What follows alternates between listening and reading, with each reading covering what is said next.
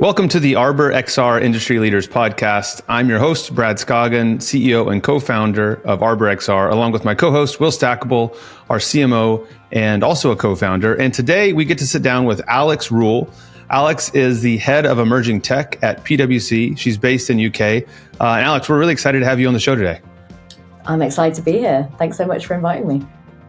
There's a lot we want to jump into with VR, obviously, but I think I would love to just quickly start with maybe telling us a little bit about what PwC does. I think people are probably familiar with the name and the logo, but I bet if you ask the average person, they probably couldn't tell you. So maybe start there. Just a nice small question to start with. PwC helps kind of pretty much every company in the world solve important problems, whether that be, like on the auditing side of things, as in they help kind of companies understand and make sure that what they're saying they're doing, they are doing, but all the way through to advising them and integrating kind of software tech systems. Where my team sit is kind of more on the advisory side. So we're helping clients and ourselves as a firm understand, what is the future of technology, what future tech might be coming down the road that might offer opportunities, but also disruption. So yeah, in a nutshell, PwC kind of does everything. And their official line would be that they help clients solve important problems. That's great. Very good, Alex. I was, that's a lot. That's cool. And you have a very cool role. So head of emerging tech. Tell us what, like for PwC, what were you initially trying to solve when you got into VR? Yeah, it's interesting. And probably just a little bit of background. I only joined PwC a couple of years ago. Prior to that, I was actually a vendor for PwC. So I was running a virtual reality production company called Cats Not Peas, where essentially we were helping PwC kind of like build out its virtual reality kind of content and training experiences for themselves and their clients. I came in-house 2 years ago because my colleague, who was then the head of immersive tech, well, he still is, but he was in the UK. He founded the kind of VR AR team, Jeremy Dalton, back in 2017, 2018, I believe.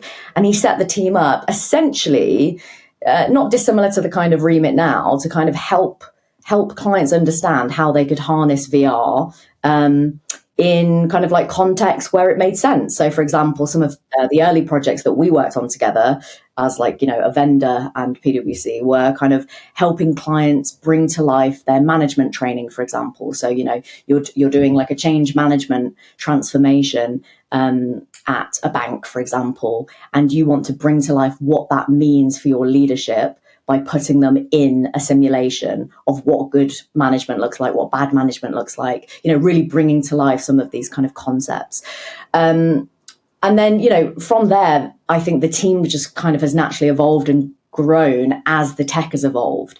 So, back in, I want to say 2020, the team, for example, worked with the NHS, which is the National Health Service here in the UK, to kind of essentially almost like futurescape. Is that the right word? Futurescape? Horizon scan, like what XR technology will do to the healthcare industry overall, and look at where VR and AR kind of, can most benefit and offer opportunities in the healthcare industry. So everything from reports and kind of advisory work like that, all the way through to actually building out kind of actual experiences and then deploying them, most importantly.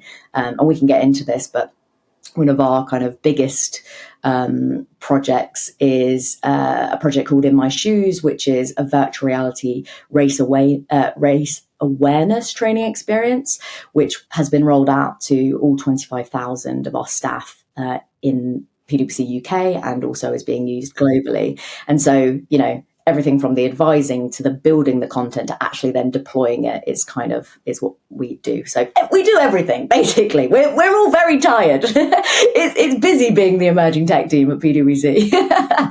Well, it sounds like if you work at PwC, you have to do everything because you solve the world's problems, right? So that's and it's funny. We talked about this before we got on. In your previous work, we crossed paths, and we probably didn't realize it because you had brought a VR experience to the Cannes Film Festival back in 2019. In our previous company was sponsoring that. So it's kind of cool to see things come full circle. And those of us who've been doing this for a while have seen a lot of growth in the space. And kind of on that note, like one thing I'd love to hear your perspective on, there's the famous PwC study that anybody who has raised money in XR in the last how many years has referenced that study. So thank you. You know what, PwC, let's just say thank you. You helped us all raise a lot of money.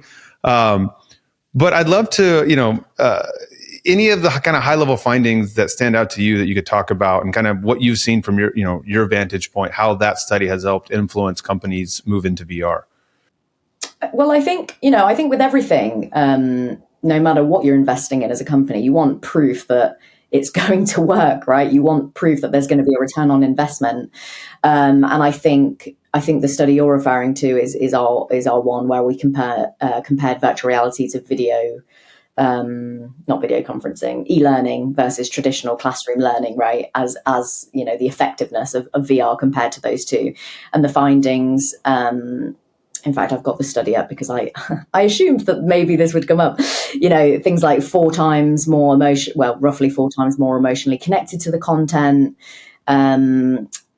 The interesting one, I think, for a lot of people that are talking about like scale is around the fact that once you get over, I think it's about 3,000 learners, the cost of scaling VR is actually cheaper than some of the other methods.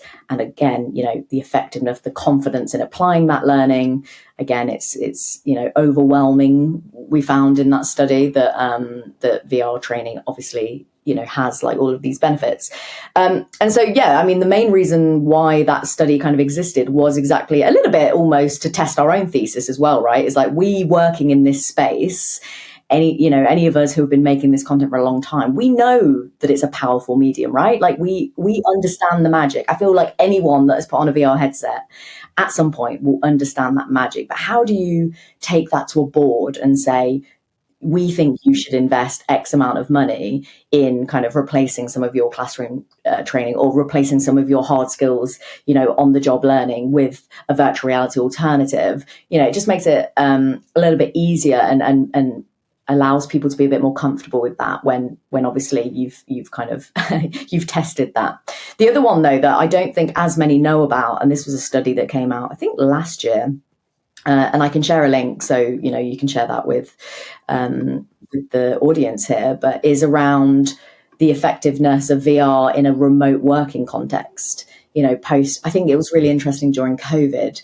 So many people said to me like, wow, like surely this is it for VR, right? Like, because like, this is the perfect time. Everyone's at home and can't go anywhere. Like, how can we come together and like feel like we're in the same space? Now, obviously there's a barrier to entry there with the cost of the headset. So actually, whilst it probably did prove to a lot of us that had the kit that this was the perfect time for it, it was also, not necessarily, an overnight, mainstream success. But off the back of that, at PwC, our team specifically started using VR as a means to kind of connect with each other and work with each other remotely. And off the back of that, some of our colleagues over in Germany essentially started working with a public sector client to test, again, the effectiveness of VR versus video conferencing, and I think maybe in-person meetings as well.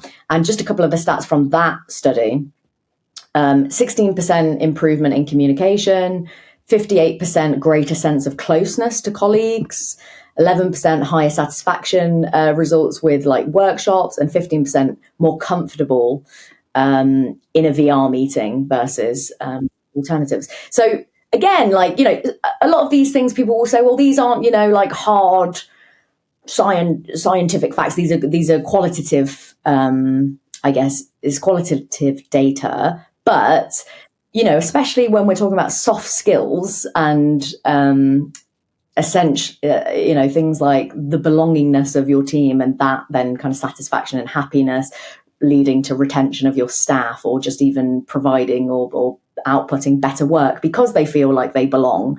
I don't think these things can be underestimated, So anyway, those are a couple of the kind of interesting studies that PwC have put out. I would love to see that. I have not seen that study. And I think I've probably honestly been kind of pessimistic on the remote work in VR. And maybe because we see such, such a just incredible benefit. I mean, the other side, you're talking 4x and 10x and 16x, and we see that like in the training. So it's really interesting because that's I mean, you're saying that there is a measurable improvement of people's connectedness and ability to work remotely when they're doing it in VR. That's powerful. Tell us, we can transition fast, but I'd love to hear just specifically. You said your team has been doing that some. Has your experience lined up with that? Again, I'm like the pessimist that I want to see the data. But yeah, how's it been for you personally? I won't lie and say that like we do all of our meetings in VR. I think we love as a team to try and kind of like, practice what we preach. Especially when the Vision Pros came out from Apple, we there was loads of us kind of internationally that were kind of like dialing in on the FaceTime and, looking at each other's, what do they call them again? I'm forgetting, like, the photorealist. Yeah. We even kind of a few months ago kind of made a real effort to do some of our like huddles in a platform called Arthur, which is like a remote collaboration tool. And it's just one of those things where it's just like, again, like, could I quantifiably say that it's more productive or more, you get more out of it than doing it on Teams? Like, not necessarily, but can you get your team to like have a race who can jump up massive champagne bottles to the sky, like on Teams? No, like, and also, can you have fun like doing a sticky note battle like on Teams versus in VR? No, like, so I think there's a real nice kind of like, my colleagues often refer to the fact that our team is always like the happy ones in the office. We're always a bit, giggly and happy to be together. And I think that is because we spend a lot of time bonding in these kind of slightly bizarre, abstract ways, Love that. We should do more of that, Brad.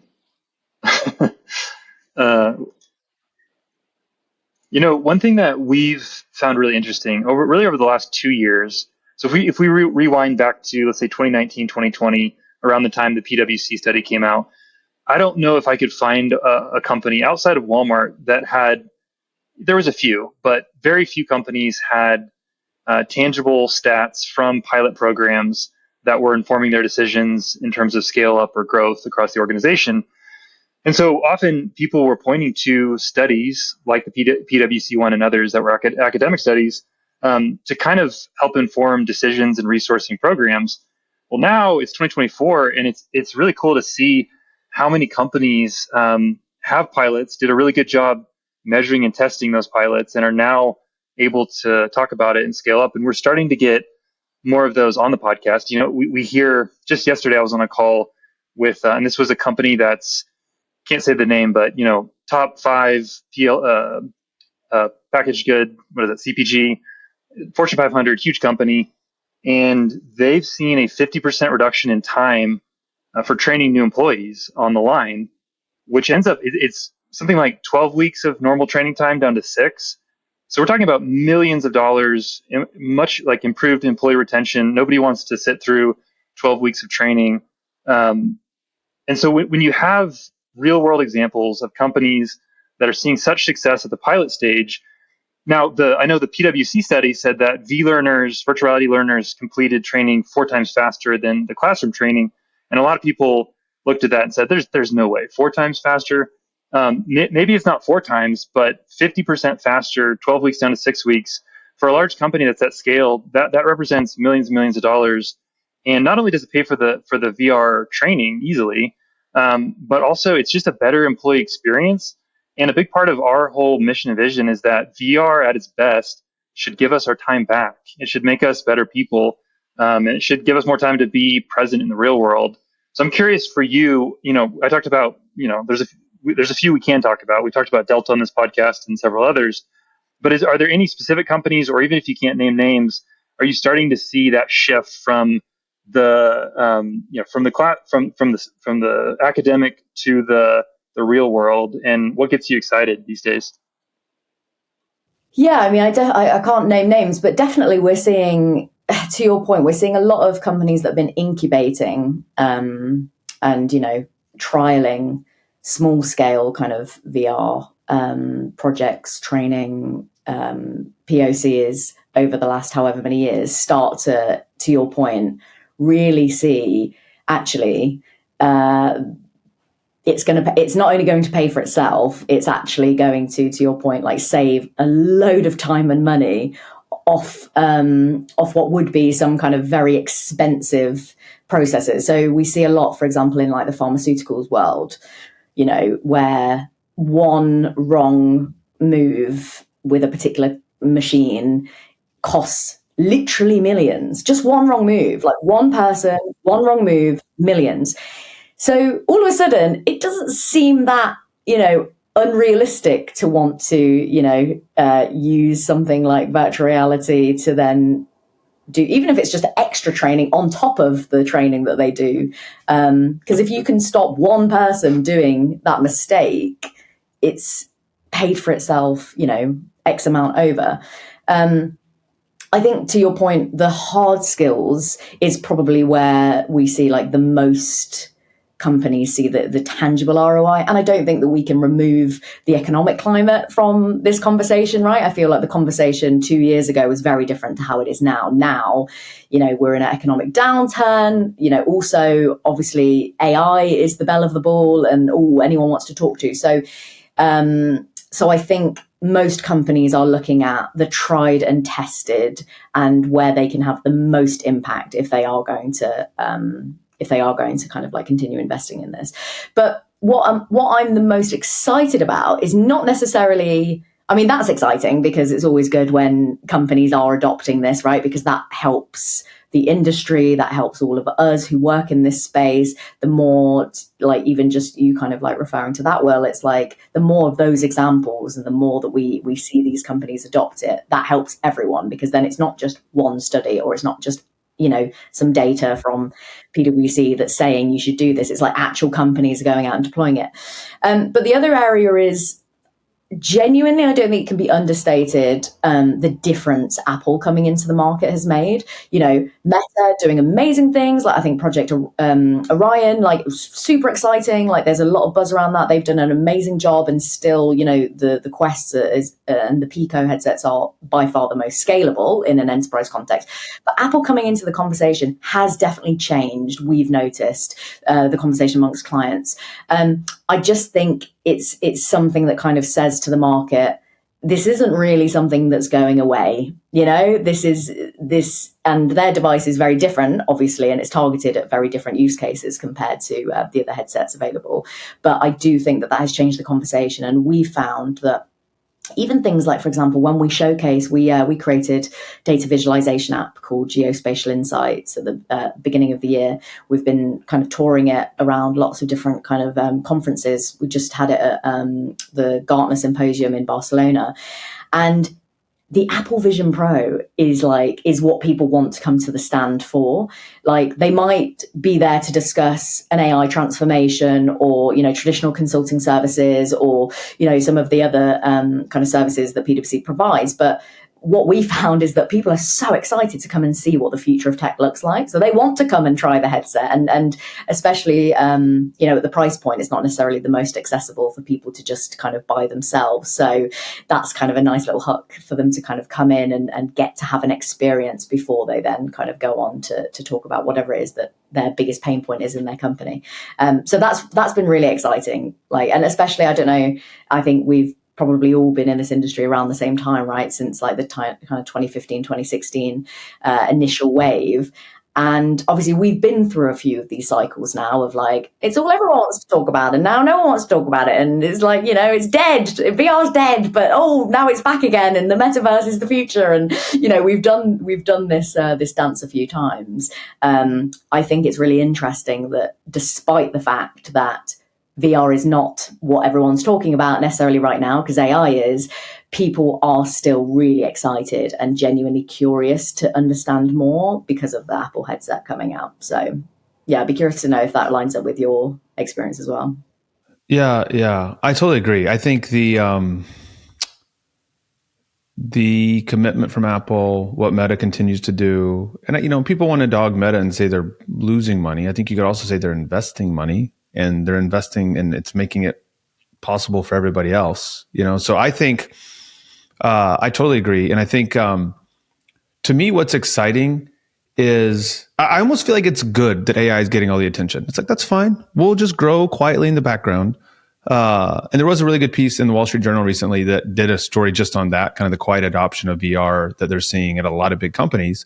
But I think what still gets me most excited, and it's in line with what you're saying, is it's the hard results or the hard people learning faster and saving money. All that's great.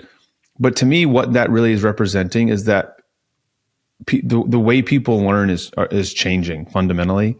And I think that's what's just the most exciting thing about what we're doing, is that people learn faster, people have more access to information, they can train anywhere, they retain more information, and awesome. That's showing up on the bottom line and cost savings around training, but there's just so much more. And I think that's the shift too, or what's changed. And Meta played a big part in this and cutting the cord, and all the other app developers who have worked, over the years to push this thing forward. But I think that's the shift of this, you talked about the ups and downs.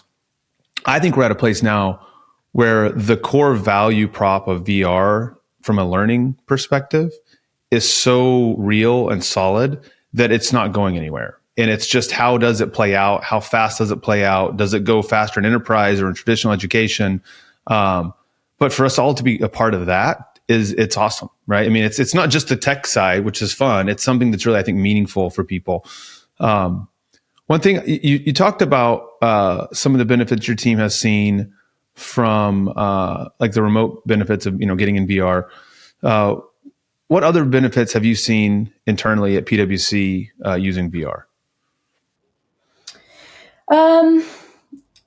Good question.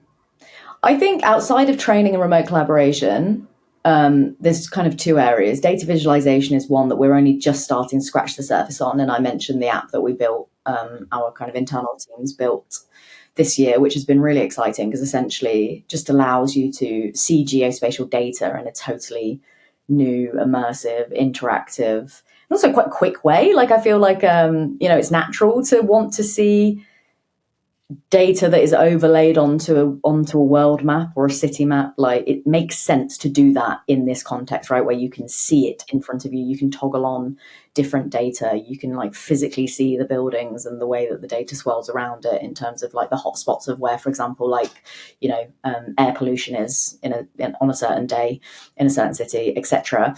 So data visualization is definitely an area that we're starting to kind of explore more. The other big area, which I think cannot be underestimated, is it's a great pre-sales tool. That's for us, we as a team, it's fascinating, right? There's people that want to talk to us about the tech, and then there's people that want to bring to life their concept with the tech. And for me, that bucket is arguably more exciting, more valuable right now, right? Because ultimately, again, do I think that most companies are going to go out tomorrow and buy 30,000 headsets? No. Do I think they should? No, because this tech is going to evolve so quickly that by the time you've invested in that and, got them all set up and figured out where to store them and who's going to kind of like look after them and facilitate them, by that time there'll be a new model out, right? So I think whilst we're in this growing stage of the adoption of the actual tech itself and multiple use cases, a huge benefit we see is using it to bring to life other concepts. So, as I mentioned, PwC probably most famous for being an auditor.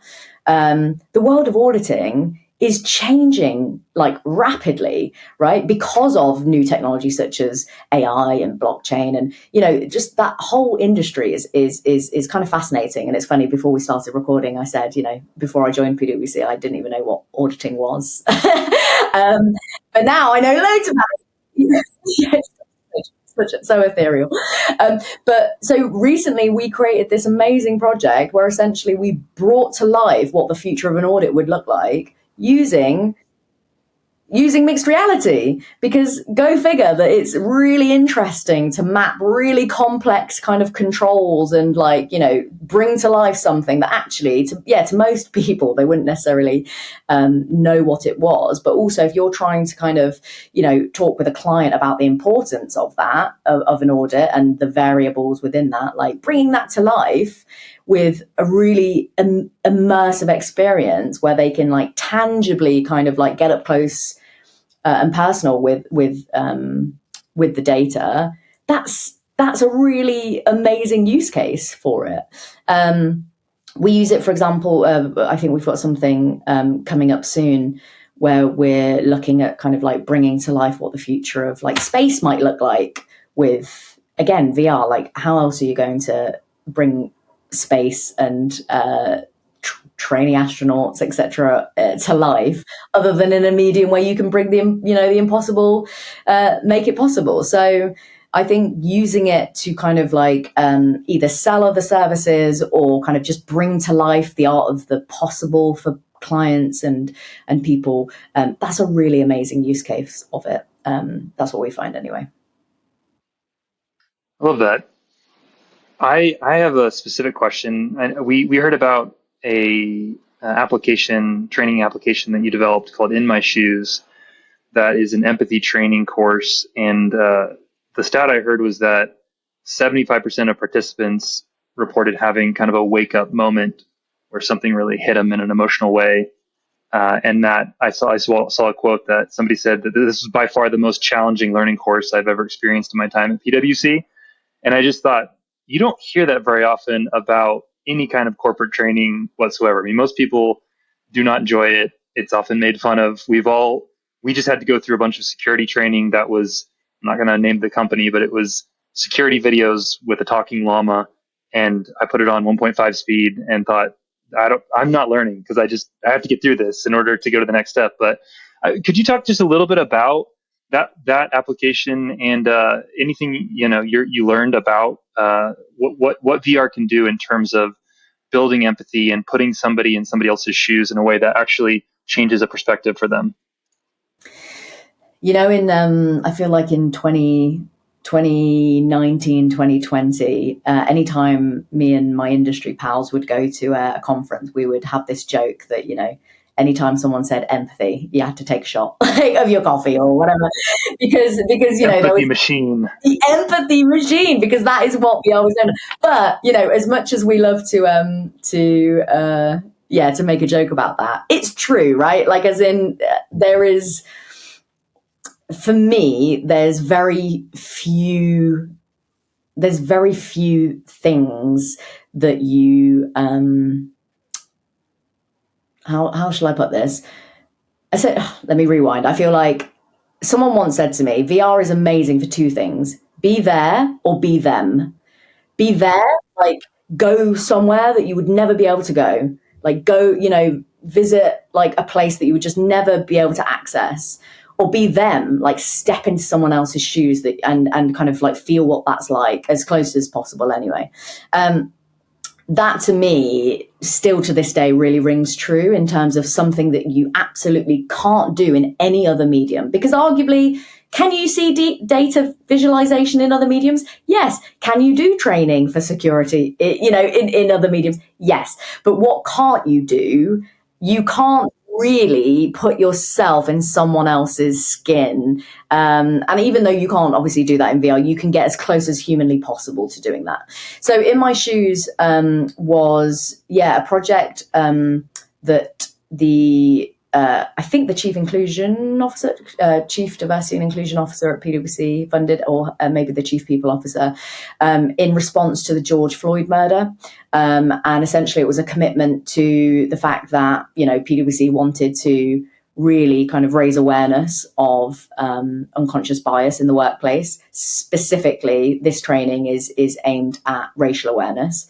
And it centers on the story of Sam, who is a Black colleague at PwC that goes throughout his day. And what you experience is microaggressions and where those unconscious biases show up. So, whether that's just the way that someone kind of interacts with you in the lift, or the way that, kind of you're greeted by a receptionist, or maybe the way you're treated in a meeting, or the lack of sponsorship maybe that you get compared to your white colleagues. And essentially, this is a training that has kind of been reported to have really kind of like woken people up to the realities of racism in the workplace, and the challenges that still face our minority colleagues around diversity and inclusion. And I think it's not necessarily just the training that kind of has that impact, it's the way it's facilitated. So the way that we rolled that training out was small groups of people. They go through the experience. It's about 20 minutes long. There's some interaction points. And then afterwards, trained staff facilitate a conversation about it. And it really opens up the conversation around what people experienced, how they're feeling. But yeah, people have cried in that training. People have got angry. People have it's a really visceral training. And we sell it as a product to clients as well, as part of our kind of EDI kind of consulting services. And similarly, we have the same kind of feedback from very senior stakeholders in all sorts of industries. But one that really stood out to me was someone quite senior at a UK bank. Basically, I think the feedback, the quote that you said, Will, was actually from her. She said it's the most powerful training that she's ever done in her whole corporate career. And that's that is something, really, isn't it?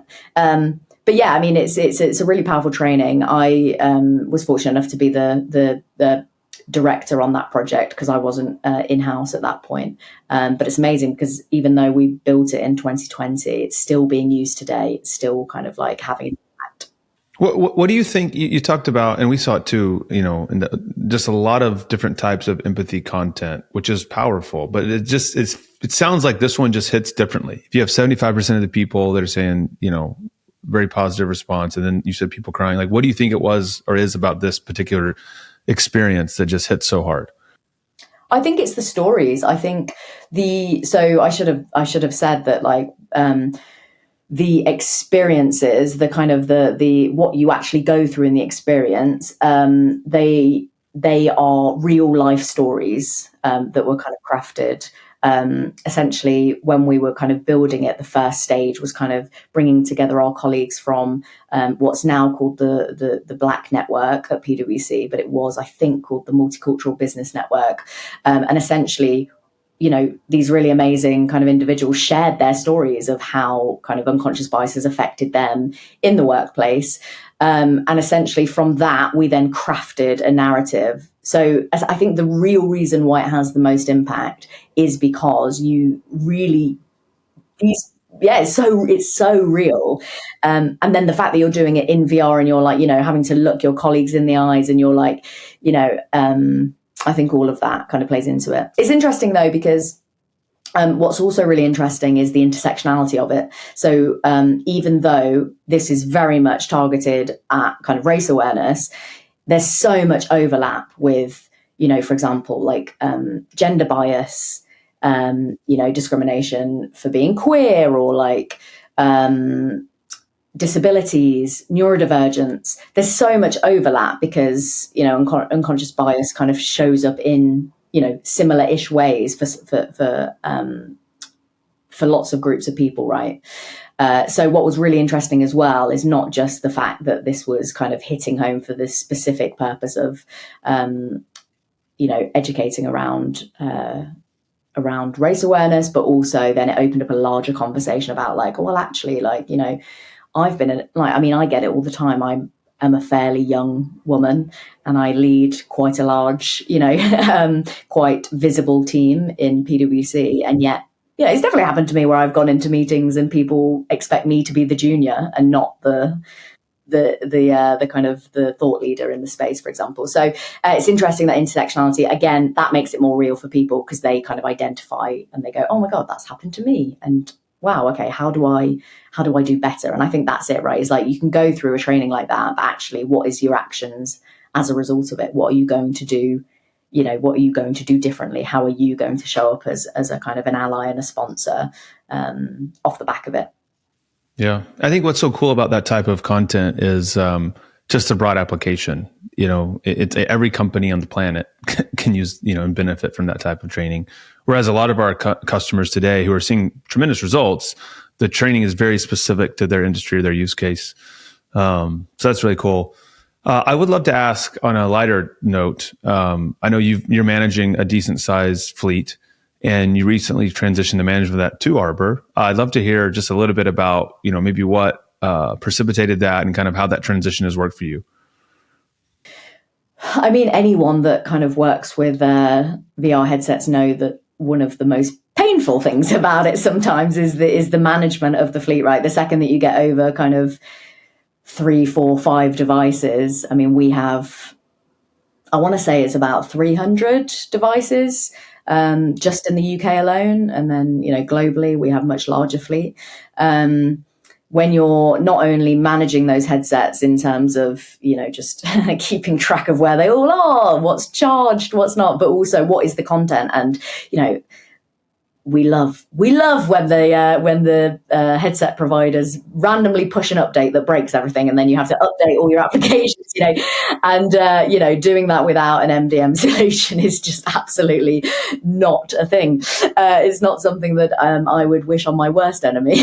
So we find that, especially with a fleet that size, having an MDM solution, being able to kind of like manage the content.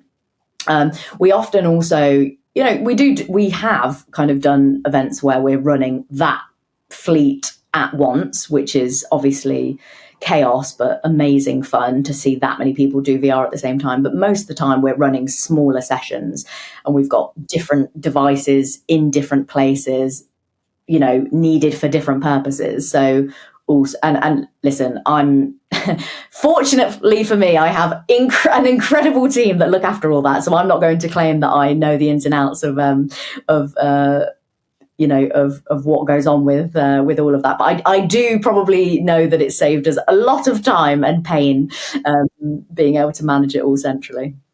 That's good to hear. It's funny the way you describe, and this, but when you talk to a company who maybe is just thinking about VR, and they're trying to understand all the components to, a healthy fleet, and you talk about some of these one-off challenges, whether it's distributing content or the battery or managing the firmware updates, and any of them, it's kind of like, well, it doesn't sound like it's that big of a deal. And it's like, well, if you're saying that means you haven't done it, or you haven't done it on more than one device. And so to hear you say you wish that on your worst enemy, I think that's a great, I like that. I like that a lot. I think it's, brings a nice visual. But Alex, this has been great. What's the best place for people to find you on LinkedIn? Maybe we can put that in the show notes. Yeah, and I used to do a podcast. I'm potentially going to bring it back at some point in the near future. So Alex Makes VR is kind of the name of that podcast, and me everywhere on social media. But yeah, thanks so much for having me. This has been a fun conversation. Yeah, absolutely. And hopefully we'll see you at a conference or something. Or if not, maybe we'll do this again sometime. Definitely. Sounds great. Right. Thanks, Alex. Great chatting. We covered a lot of ground there. Everything from what PwC does in general to a lot of really cool VR use cases. And, it was cool to talk to somebody who's been doing it for so long, and really to think about the role that PwC probably doesn't understand how impactful that study was to really seed the VR market for where it's at today. It's true. And the fact that they're continuing to develop in VR, they have a pretty large fleet internally that they're using. And then they've dedicated a whole team specifically to VR. I think we talked about this a little bit before the show, but it seems like there's been, rising and falling interest in VR, but the companies that have continued to invest in it, seems like are really seeing results. I know for us, we talk to companies every day, and we're definitely, whatever that, threshold was for proving it out and starting to scale it, we're past that. Not every company's there yet, but we're seeing enough of it to where I don't think there's a question in my mind that whether or not VR is effective. She added something that I thought was helpful. We've oftentimes talked about how VR is great for anything that's dangerous, difficult, or expensive to simulate in the real world. That's a Dr. Jeremy Bailenson special from Stanford. But she said that one of the things they talk about internally is that VR is great. She said, be there or be them. And I thought that was an interesting filter. And then the other one she gave, because we're always asking this, should this be done in VR?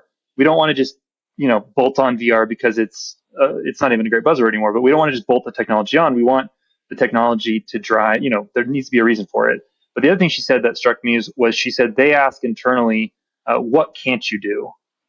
So, okay, if you could do this in 360 video or in regular video or in real life, but okay, what can't you do? And that's a good question to ask. Yeah, it really is. So great convo. She obviously, she's been around longer than us doing this, and she is a mover and shaker in the industry, and I hope we get to talk to her again. Yeah, that was a lot of fun.